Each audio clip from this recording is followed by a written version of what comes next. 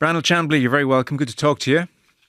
Nice to talk to you, Joe. Thank you for having me on. No, it's a pleasure. I was just saying to you before we started, we will, the Masters is on Sky Sports here, but they take live from the range. So we will be seeing you and Richard Lerner and Paul McGinley a lot next week. So you'll be on our screens. Can we get to the Masters 2025 courtesy of 1999? Would that be okay, when one Brandel Eugene Chamblee made his debut and his only appearance? And it's interesting for a couple of reasons. You were 36 years of age, so you kind of took your time to get there. But equally, this intricate course that rewards experience. You're a first-round leader, joint first-round leader, and you have a top 20 finish. So tell us about Augusta National.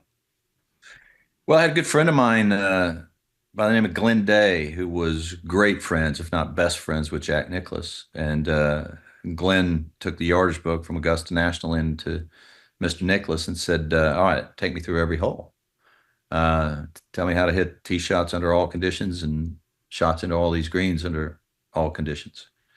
And Jack did. Jack was generous. And, Glenn's telling me about this. And I said, well, Glenn was a buddy of mine. I'm like, we are playing a practice round at Augusta National.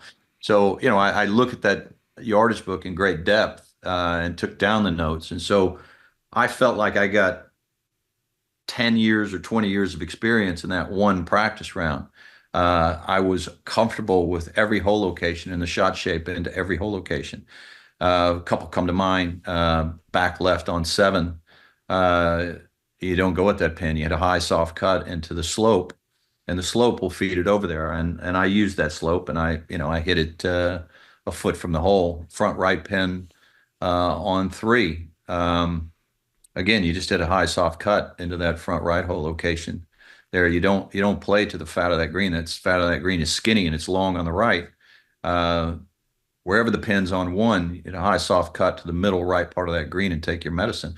And it was that way all the way through the course. So I felt very comfortable there. And I hit the ball high and I hit cuts. And it's important to be able to hit cuts at Augusta National, not necessarily off the tee, but into greens, off of hook lies. You have so many hook lies there, and if you're not careful, you hit lower shaped shots working right to left that finish above the hole and long and left. But I was comfortable hitting high soft cuts there. So the golf course fit me pretty nicely. I missed a putt on the last hole. It was blowing very, very hard that day, and I had the wind on my back. I had about a 3-footer to finish 11th, which would have got me back in the next year, and I missed the putt and finished 18th. And yeah, I mean, I don't have many regrets in the game of golf. I don't look back like that many times, but I do look back at that one missed putt and think, man, I'd like to have another crack at Augusta. Yeah. There's no place like it. Yeah. I mean, I can only imagine it. It's like a surreal place to play, that cathedral. You kind of, Yes. And you're a historian of the game, and you'd be taking in the architecture and just the sheer beauty of the thing, and you're like, oh my God, I'm walking around Amen Corner. Yeah, it's a magical place. Surreal is the right word for it. It's a pinch yourself place every step of the way. I just had a magical week. I played with Jose Maria Olazabal the first 2 days. He went on to win it. Yeah. He shot 66 on that Friday, which was just spectacular golf. To watch it in person. We both drove it in the same place on 11 on Friday. And I smoked a 5-iron about 20 feet from the hole, and he was a step in front of me, and he was sitting on 4-iron. It was like in 4-iron, and his caddy Brendan talked him into hitting 5, and he spoke in English. I mean, I don't know if he did that to Brendan, but he jerked that 5-iron out of the bag, and he looked at Brendan and he said, "We'll see if you're right."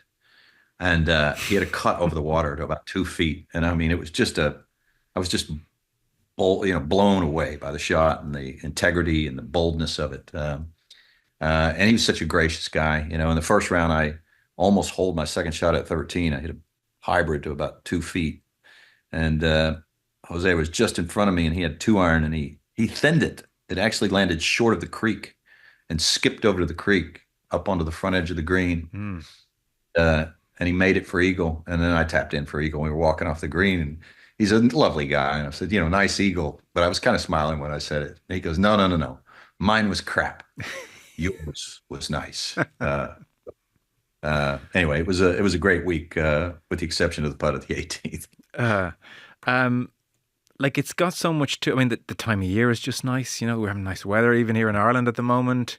Yeah. Visually, it's just so beautiful. You mentioned the hanging lies. You know, kind of a ball above your feet. You need a cut. Like the intricacies of the place are really interesting. And then, what I wanted to ask you, the course also has this amazing relationship with risk. You know, like it's Mickelson from the Pine Straw, but at the same time, I over the last however many years, you'd sit down every Thursday and watch Tiger's round in particular. Now Tiger's a conservative golfer, masked as a superstar, but like you're kind of sitting there watching Tiger plot his way around, and it's like this guy's just this is like it's come on the thing come to life for me. Harrington talks about it as a very intimidating golf course. McGinley said Langer told him it's a second shot golf course, but like at the heart of it all is this relationship with risk that the course has. Yes, and I love the way you put that. And I would say yes, you're dancing that line between risk and restraint.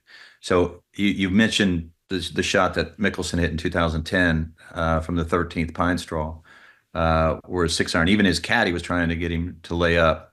But juxtapose that with the shot that Tiger hit in 2019 into 12 green, and there's the restraint.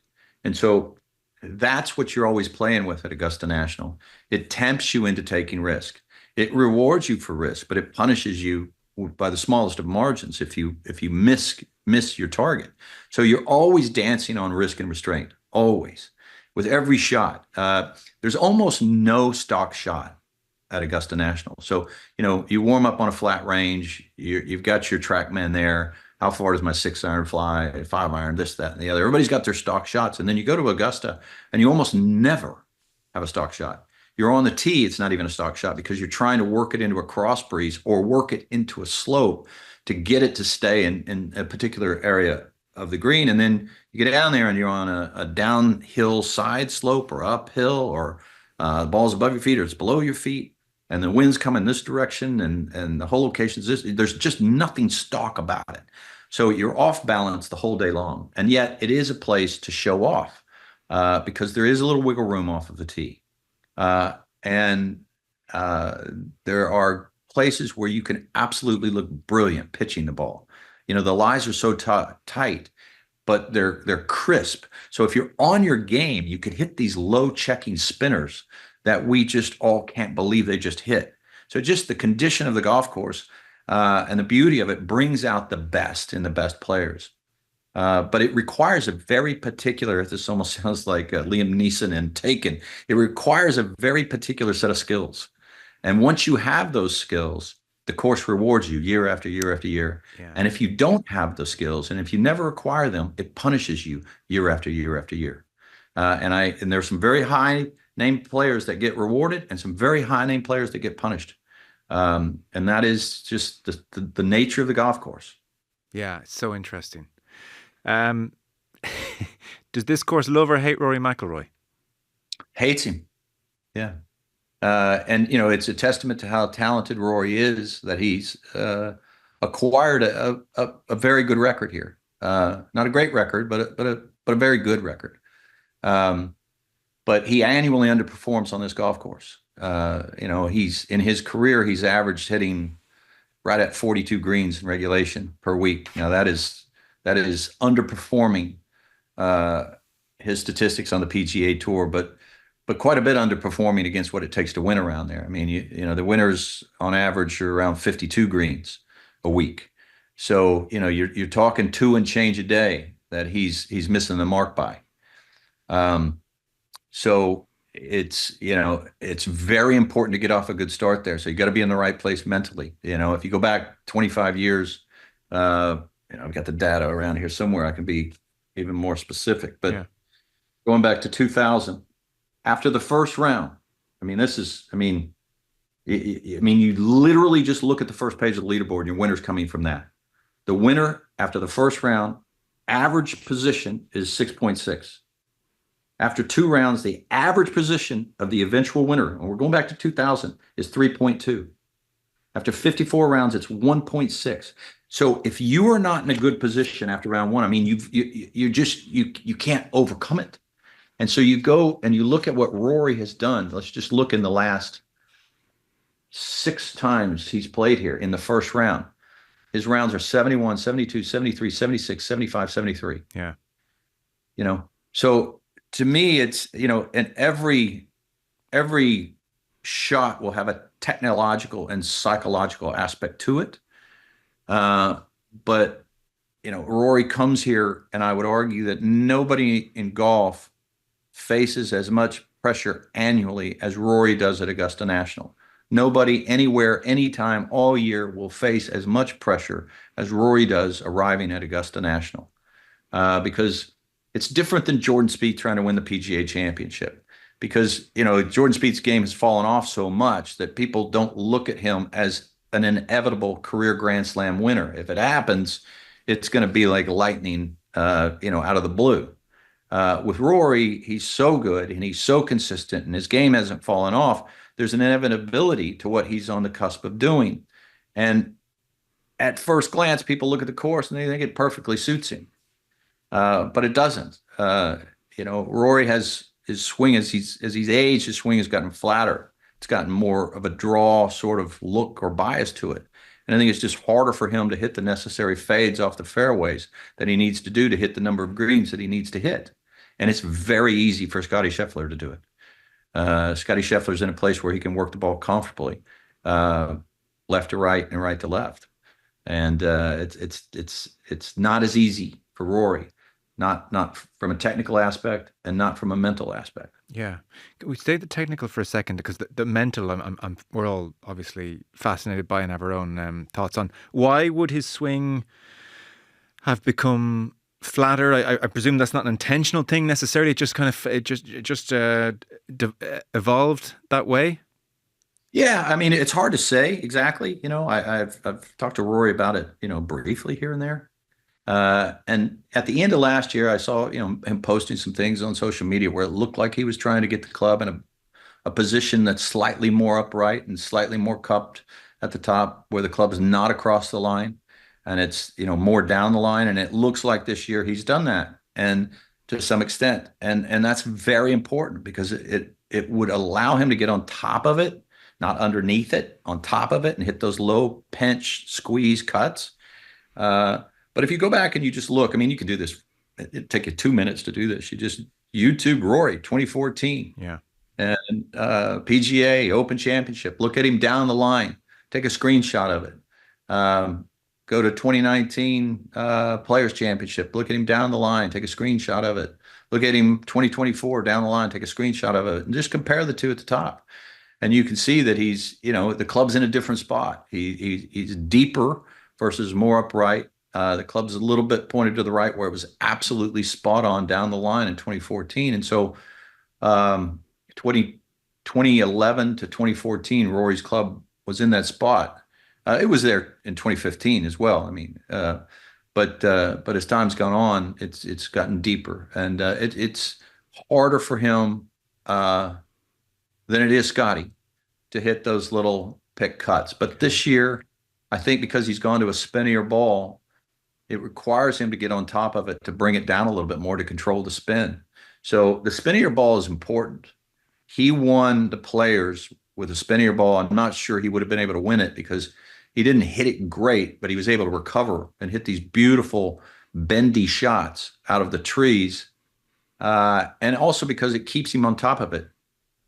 In an era where everybody is going to balls that spin less and clubs with a high MOI that spin less, Tiger played the spinniest ball of anybody on tour. So Tiger was sacrificing distance for control, and I think Rory has made a change this year to sacrifice distance for control, and his distance is amazing. He's got distance to play with, as did Tiger, and I think that's important.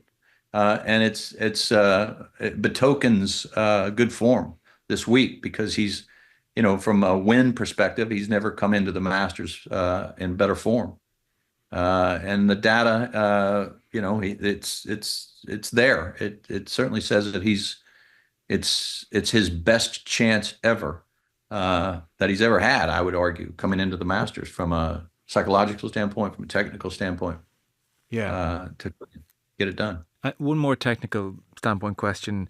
Like, it's also wrong to say it's wrong to say it's the same story every year when Rory turns up at Augusta. There have been years where the putter has let him down. Last year he was just out of form. That wasn't a psychology point. I'm sure the year's psychology was a big factor.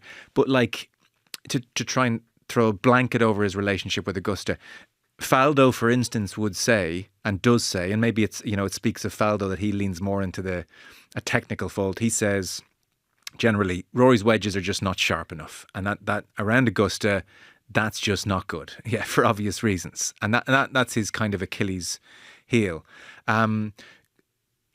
Do you see anything like that with him? It's quite noticeable after being blown off the course last year and blown off the course at the Open last year. He's gone away over the winter and he's sorted out that kind of low flighty shot and is happy with it. And we saw him use it at the Players, and he talked about feeling good about it at the Players. So on the wedge front, which is always kind of lurking with Rory a little bit, where do you see him there, Brandel? Well, I would agree with Nick. Look, the draw bias means that he's coming ever so slightly a little in to out. And the thing that is very important at Augusta National, because you have so many hook lies, if you come into out, you slam into the hill and it shuts the face down. Okay? It shuts the face down, and then you get the long left shot. So when Nick says he's not sharp with his wedges, that's the reason why. He gets the long left shot. Now, where are you? You're above the hole. The high soft shot is more likely to land and stop short of the hole. Well, all things being equal, if Rory's above the hole at 11 o'clock on a clock face, let's just say the hole's at a clock, in the middle of the clock, and Rory's at 11 o'clock, and I'm at 5 o'clock. Okay, I'm beneath the hole, putting up the hill, right to left. Rory's downhill, and we're both 10 feet away. The guy at 5 o'clock, if they're this exact same putter, makes about 20% more of those putts. Right. So multiply that times 72 holes. And then, by the way, I mean, you're not going to finish 10 feet. You're going to finish longer than that because your shot's coming in there lower with less spin. So, for him to be on top of it, and what I mean by on top of it is where he's covering it, it's like if you're trying to hit a low punch cut, that's the position you'd be in. And Tiger got there beautifully. Sheffler gets there beautifully. Jack got there beautifully. Hogan got there beautifully. Jordan Spieth got there beautifully. And to me, I mean, look, there's two aspects to winning at Augusta National, strokes gained approach and scrambling. But to me, you cannot win there unless you're under rare weather conditions, unless you're able to hit superior iron shots. Okay. And those are the things that have really held Rory back. There's also the psychology element now, which seems to grow greater every year, and it's become its own kind of psychodrama. And he would understand the difference in his career between a Grand Slam and not one, and that's just inescapable. And it's so big because the difference is so big. Is he a Norman? Is he an Els? Is he going to get it done a la Sergio? When you think he drives up Magnolia Lane again, the same smells and the sounds, what do you think his relationship with the place is? How do you think he feels about it in his heart of hearts and the thoughts that he has? It's a good question. It'd be hard, not unlike Norman or Els. It'd be hard to drive onto that property without reliving some of the experience and the trauma from 2011. Yeah. Norman had his traumas there, and Els had his there. And I mean, they're not the only ones. Weiskopf looked like he was going to win there, and he didn't. I'm sure Rory, he's one of the most reflective and philosophical players I think that's ever played the game. So I'm sure he's done everything he can. He's not like he's the first person to experience heartache in the game of golf. Jack Nicklaus finished second 19 times in major championships. You don't think some of those stung? But you got to be able to get out of those events what's good to get out of them, and then take the bad and just realize everybody deals with that. Rory probably thinks, look, I could own this golf course, because Rory can fade it off the tee and he can draw it. Okay. He absolutely can own this golf course off the tee. And he's so talented physically, and this is what I was talking about earlier. If he can solve the dilemma of getting on top of it, being able to pick those shots, this is his tournament to win or lose. Because every single player, if you look at the top 15 or 20 players in the world, and you go down that list, every one, it's not like Scotty Scheffler's coming in here ginning every week as he was last year, or Xander Schauffele as he was last year, or Victor Hovland, or Ludwig Aubert. You can go down and you can find a little fault either with a person's game or some aspect in their game or the way they play this golf course. And you can say, well, Rory's never been in a better spot coming in here. It is his to win or lose. Even he didn't play particularly well at the Players. I bet if Rory were sitting here and I was like, okay, give yourself a grade, he might go B plus. So Rory is a better wind player than people give him credit for. As a matter of fact, over the last 5 years, when the wind's blowing upwards of 20 miles an hour, he's the best on tour. He's a better inclement weather player. And I think from a philosophical standpoint, it's important to deconstruct losses. And I think he's come to grips with that recently, deconstructing the loss at the U.S. Open last year and the year before, because you can't hide from him. Everybody knows about it. Everybody's going to talk about him. So I think he has mixed emotions when he drives down lane. But from a mental standpoint, and you look at, he's one of 12 players who've won 3 of 4. Those 12 players have had very little success when it became obvious that they needed one more to get it across the line. I mean, you look, and I've looked at all of them, and it's a dearth of success of them coming close to getting it done. I mean, Arnold Palmer, 68 PGA, came to the last hole, hit a 3-wood out of the trees 5 feet away and missed it. That's the closest. Sam Snead, 49 U.S. Open, 3-putted the next to last hole. That's the second closest. The third closest, I would argue, is Rory McIlroy standing on the tee in 2018 of the Masters with Patrick Reed, 3 back. That's the third closest. I mean, you go down this list and you start to look. I mean, that's it. Mickelson, after he won the Open, played in the U.S. Open 10 more times. Never close. And his best finish was 28. Yeah. It goes on and on like that for, all of these players. Spieth finished 3rd at the PGA Championship, but distant in 2019. So, Watson, 24 times he would have played in the PGA Championship after he won the U.S. Open in 82. 24 times. His best finish was 5th. So, it's a very hard thing to do. The career Grand Slam, and I'll say it's the modern career Grand Slam, because look, there's more people who've won the career Grand Slam than the 5 that they say. Sure. What was available to them, Jim Barnes did it, Walter Hagen did it, Tommy Armour did it, Bobby Jones, what was available to him, did it. So really, I would argue 9 have done it. But the modern Grand Slam, 5. The first 4 did it in 32 years. There's been 1 do it in the last 59. I think that's a testament to the increased level of competitiveness, but also the increased level of exposure in media and hence pressure to get it done. I don't know if you enjoy films or not, but did you ever see the movie My Cousin Vinny?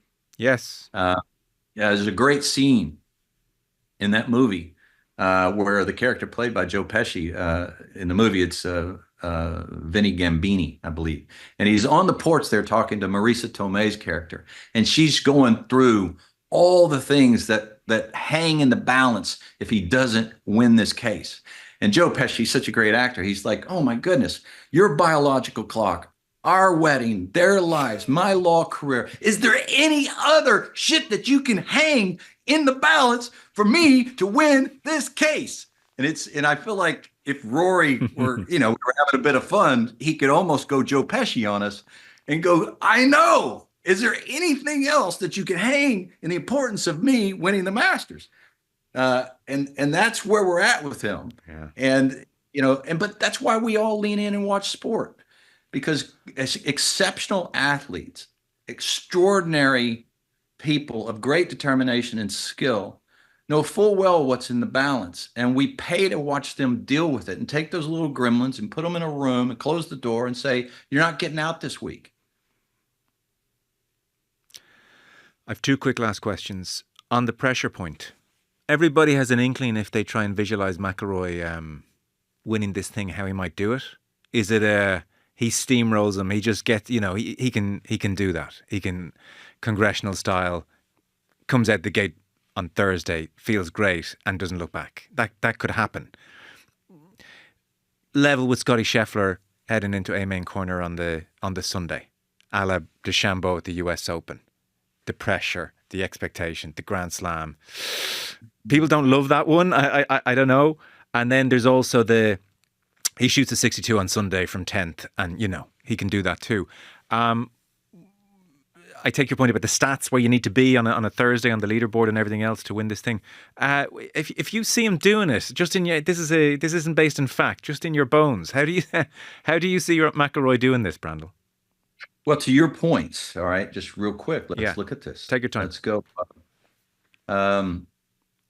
When he's played his worst golf at Augusta, he had the 54-hole lead in 2011 and shot 80 on Sunday. He was 3 back in 2018 and shot 74 on that Sunday. When he's played his best golf on Sunday, 2013, he was 12 back, shot 69, went from 44th to 25th. 2014, he was 8 back, shot 69, went from 24th to 8th. 2015, he was 10 back, shot 66, went from 5th to 4th. 2017, he was 6 back, shot 69, went from 11th to 7th. 2020, he was 8 back, shot 69, went from 10th to 5th. 2022, he was 10 back, shot 64, went from 9th to 10th. Yeah. So in no way, shape, or form was he in the tournament, and he played his best golf. And when he was in the tournament, he shoots 80, 74.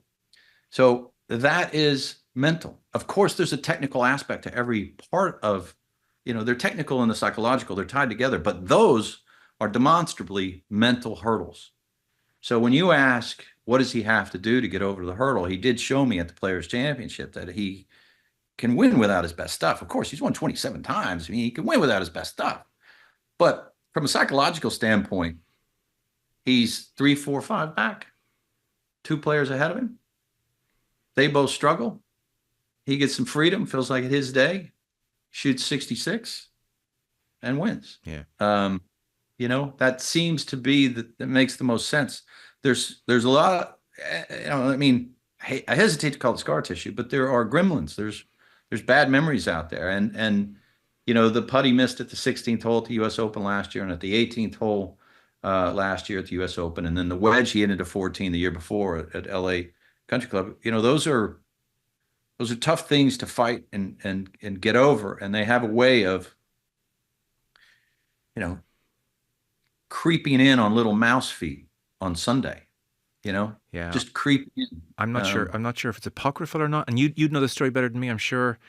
Didn't Norman, after all the heartbreak, did he play? Was it with the Lotharbal when Lotharbal won his second? And in '99 they played. Yeah, and kind of, I don't know what he shot in that final round of Lotharbal, but it was fine, it was normal. And didn't Norman kind of remark, "Oh, is that it? That's all it took to win on a Sunday? Oh, that was just a normal round of golf." Right. I mean, but that's it. I mean, somewhere I heard Snead say if he'd have shot 69 in the final round of the U.S. Open, he'd won 10 of them. I remember looking that up, and it was close to right. So he doesn't need to shoot 66, and maybe it is Rory going out there and shooting 69, and the leaders shooting 73s or 4s. Look, he's 35 years of age. Ordinarily, when someone's 35 years of age, you'd think, well, their best golf likely, there's of course exceptions to this, likely behind them, not in front of them. But at Augusta National, that place bows a little bit to age and experience. Fully 1/3 of the people who've won the Masters have been 35 years of age or older. And Rory, I would argue, is the rarest of I would call them red wine athletes. They get better with age. And Rory is much in the Tom Brady, Roger Federer sort of camp, in that he's gotten better with age. He's longer, he's more lithe, he's less, he hasn't been injured in ages.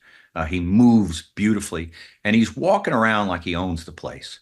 And I'm not saying that from an arrogant standpoint. I'm saying that, he well knows how good a golf he's playing and how great a player he is. I never get a sense of arrogance ever from Rory. I just think personally, I just think he's a marvelous human being. But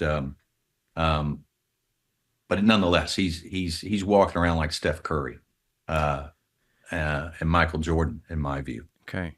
Well, then, very last question, and because look, this is kind of an Irish look for obvious reasons, Roy. I'd say if a Scotty Sheffler fan listened to this podcast, they would be saying, "What world are you two living in? What? Sorry, what are you all talking about?" There was a time for a good chunk of Rory's career where we, and I think the golfing world at large, would have said about him, if he plays his best, he is the best. So slightly unfair question, and it probably can depend on course or conditions. If they all play their best, who is the best, in your opinion, at the moment? There's only one person that's ever had a lower scoring average than Scotty Scheffler had last year. Only one, and it's not Rory. It was Tiger Woods. Tiger did it several times. So the whole, if he plays his best, Rory is not the ball striker that Scotty Scheffler is, tee to green. So as much as people love to say if Rory plays his best, Scotty Scheffler is Tiger Woods, tee to green. I never thought I'd say that. I never thought I'd see that. But tee to green, he's Tiger Woods. Now, the thing is, made Tiger Woods was he was as good on the greens as he was tee to green. And that's just not the case with Scotty Scheffler. Although he putted beautifully at Houston the last time he was out, we're looking at 5 years of data, and he's an average putter, and Tiger was the best. So you add all that up, and that's why Scotty Scheffler's scoring average is not equal to Tiger's. Tiger was averaging 67.67, a stroke and a third better than the next best. Right. But Scotty was 68.2 last year or something. Nobody but Tiger ever better. Rory's never been better, and Rory's been playing professional golf on the PGA Tour since 2010, full time. Rory in that period I was talking about, 2011 to 2014, won 2 majors by 8 shots. Only Tiger and Rory have won 2 or more majors by 8 shots or more since 1900. But that was when Rory swung completely different. Had the same engine, but the swing was different. If Rory swung like he did in 2014, in my view, he'd won another handful of majors. From 2014 to now. So I think, to whatever extent you can say Rory's been held back, because, he's played brilliantly since then. He's done a million things. Great. But it's just enough off with the iron play. He was the second best iron player in 2012. Only Tiger was better. He hasn't been ranked that high since. So I would give the nod to Scotty Scheffler if they both play their best. It would be fun to watch. Yeah. If they both got there Sunday, if we're gonna dream here, Joe, we get to Sunday and Scotty and Rory are tied at 13 under and they're 5 ahead of everybody else, and we would get to see that. Every now and then, sport gives us that. Every now and then, it does. Golf could use it right now. Golf could use it right now. I'd agree with that. So your tip is your farewell to the listeners. If you had gun to your head, if you had to. My tip about who to bet on this week? Oh gosh, I wouldn't stray from Scotty Scheffler. Okay. People say he hasn't won, but loads and loads of players have won there having not won. He comes in there sharper than he was before he played Houston. But I honestly, I think that the cards are there for an absolute melee on Sunday between Rory and Scotty. Rory almost never plays bad. Scotty almost never plays bad. When Rory does play poorly, it's usually at the Masters. His worst major last year was the Masters. The year before was the Masters. 2021 it was the Masters. But again, Rory comes in here in a better spot than he's ever been. So the odds are that we have a melee on Sunday between Rory and Scotty. And wouldn't that be something? It would be worth a little wager that we might get something like that. Yeah, we would take it. thank you so much for your time. It's just always fascinating to listen to you. We'll be watching you on live from the range, I'm sure, across the week. And I might nag you at the end of this golfing year towards Christmas and get your take on it, if that's okay. But Brandel Chamblee, Yeah. huge Yeah. thank you. Great to have you on. Well, huge thank you for having me on. I'd be happy to talk again with you at the end of the year. Thank you so much. Congrats on all your success.